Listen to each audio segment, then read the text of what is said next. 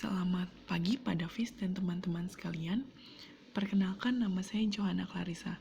Saya merupakan salah satu mahasiswi jurusan Strategi Communication kelas malam angkatan 2019-2020. Pada kesempatan kali ini, saya ingin mempresentasikan tentang paradigma keilmuan dan teori komunikasi.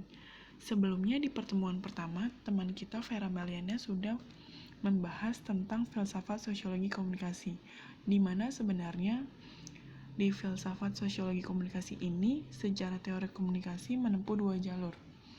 Jalur pertama merupakan kajian dan sumbangan dari pemikiran Auguste Comte, Durkheim, Talcott Parsons, dan Robert K. Merton, di mana mereka melahirkan paradigma fungsional bagi lahirnya teori-teori komunikasi beraliran struktural fungsional.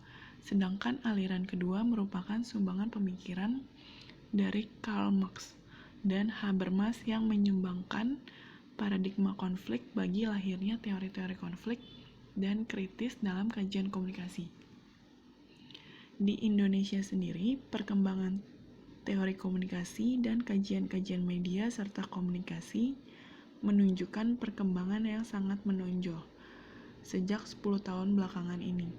Setelah Habibie berkuasa, peran media massa sangat dibuka lebar, sehingga jumlah media pun sangat banyak di berbagai kota, termasuk di kota kecil yang ada di Indonesia. Selanjutnya kita akan membahas tentang pengertian ilmu komunikasi. Menurut para ahli, ilmu komunikasi memiliki arti yang berbeda-beda. Berikut arti ilmu komunikasi menurut beberapa ahli. Yang pertama ada Charles R. Berger dan Steve Cavey. Menurut mereka, ilmu komunikasi berupaya memahami produksi, pemrosesan, dan pengaruh dari sistem-sistem tanda dan lambang melalui pengembangan teori-teori yang dapat diuji berisikan generalisasi yang sah yang menjelaskan fenomena yang berkaitan dengan produksi, pemrosesan, dan pengaruh dari sistem dan lambang tersebut. Yang kedua ada Stephen Littlejohn. Stephen Littlejohn mengatakan, ilmu komunikasi adalah suatu ilmu pengetahuan sosial yang memiliki ciri-ciri berkenan dengan pemahaman tentang bagaimana orang berperilaku dalam menciptakan, mempertukarkan, serta menginterpretasikan pesan-pesan.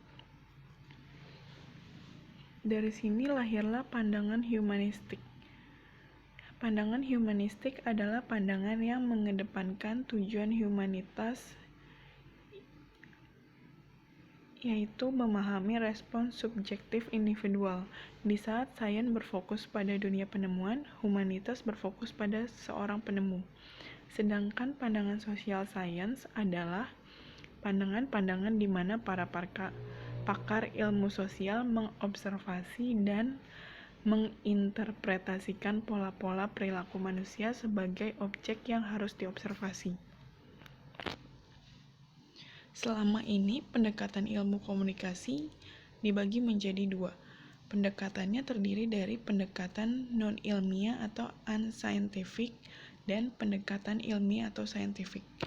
Pendekatan scientific umumnya orang menjawab dorongan ingin tahu dan mencari kebenaran melalui sejarah kebetulan, secara trial and error, melalui otorisasi orang dan wahyu. Sedangkan pendekatan saintifik dibagi menjadi dua proses, yaitu berpikir kritis rasional dan penelitian ilmiah. Menurut Littlejohn, berdasarkan penjelasan serta cakupan objek pengamatan, secara teori-teori komunikasi dapat dibagi menjadi dua kelompok, yaitu teori-teori umum dan teori-teori kontekstual.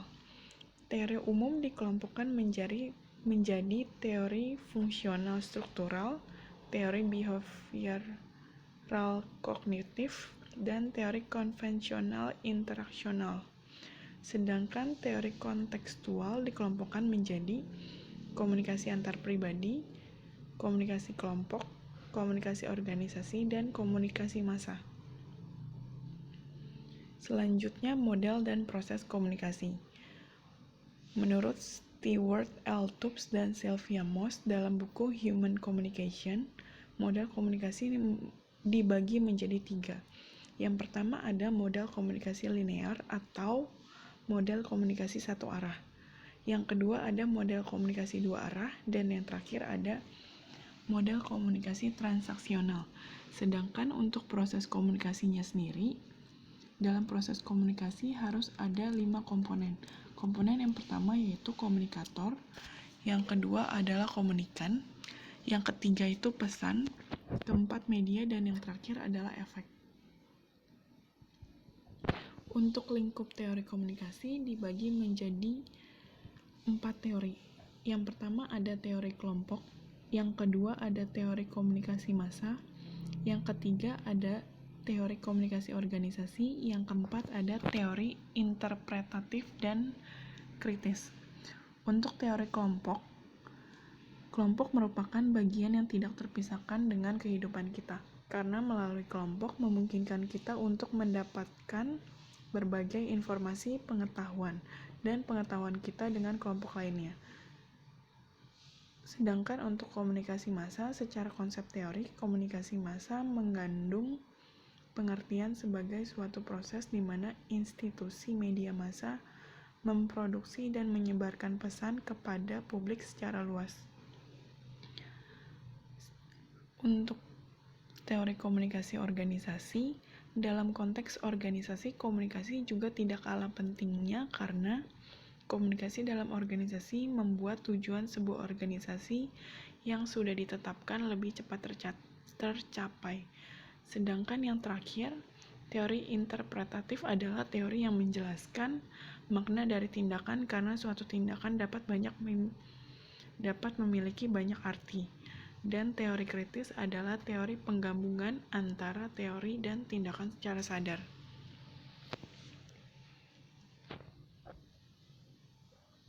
Di sini kita akan mulai membahas tentang teori dan model komunikasi antar pribadi. Pribadi adalah individu yang berbeda dengan satu dengan lainnya. Perbedaan tersebut menyebabkan orang mengenal individu secara khas dan dapat membedakannya dengan individu lainnya. Dan yang dimaksud dengan komunikasi antar pribadi adalah komunikasi yang terjadi antara satu orang dengan satu atau dua orang lainnya yang terjadi secara spontan. Mengenai teori-teori dalam diri dan orang lain dibagi menjadi 3, yaitu persepsi terhadap diri sendiri, kesadaran pribadi, dan pengungkapan diri. Yang selanjutnya ada teori dan model komunikasi kelompok. Komunikasi kelompok adalah komunikasi yang terjadi antara beberapa orang dalam suatu kelompok kecil seperti pertemuan, rapat, dan konferensi. Komunikasi memiliki 2 tujuan utama, yaitu tujuan masing-masing pribadi dalam kelompok dan tujuan kelompok itu sendiri. Menurut Adler dan Rothman, kelompok memiliki 4 elemen, yaitu interaksi, waktu, ukuran, dan tujuan. Karakteristik komunikasi dalam kelompok ditentukan melalui 2 hal, yaitu norma dan peran. Selanjutnya ada teori dan model komunikasi kelompok. Keberadaan suatu kelompok dalam masyarakat dicerminkan oleh adanya fungsi-fungsi yang akan dilaksanakan. Fungsi komunikasi kelompok dibagi menjadi 4, yaitu fungsi hubungan sosial, pendidikan, persuasi, pemecahan masalah, dan terapi. Keempat fungsi ini dimanfaatkan untuk kepentingan masyarakat, kelompok, dan para anggota kelompok itu sendiri. Untuk tipe kelompok, Suryono Sukanto membagi menjadi 2 kelompok, yaitu kelompok teratur dan kelompok tidak teratur. Sedangkan Ronald B. Adler dan George Rothman, tipe kelompok dibagi menjadi 3, yaitu kelompok belajar, kelompok pertumbuhan, dan kelompok pemecahan masalah. Selanjutnya ada teori dan model komunikasi organisasi. Pengertian dari komunikasi organisasi adalah komunikasi antar manusia yang terjadi dalam konteks organisasi di mana jaringan-jaringan pesan satu sama lain yang saling bergantungan satu sama lainnya. Menurut Senjaja, organisasi yang berorientasi untuk mencari keuntungan maupun nirlaba memiliki 4 fungsi organisasi, yaitu fungsi informatif, fungsi regulatif, fungsi persuasif, dan fungsi integratif. Pandangan mengenai pendekatan hubungan manusia atau human relation ini muncul akibat Chris Agris yang mengkritik perspektif struktural fungsional, karena struktural fungsional dianggap hanya menekankan pada produktivitas dan penyelesaian tugas-tugas pekerjaan. Teori efek komunikasi massa. Teori efek komunikasi massa sebenarnya dibagi menjadi beberapa, tetapi di sini saya ambil yang paling banyak dan yang paling sering dipakai oleh orang-orang. Di antaranya ada stimulus dan respon, komunikasi 2 tahap, dan pengaruh antar pribadi. Yang ketiga ada teori agenda setting, dan yang ketiga adalah Laswell model.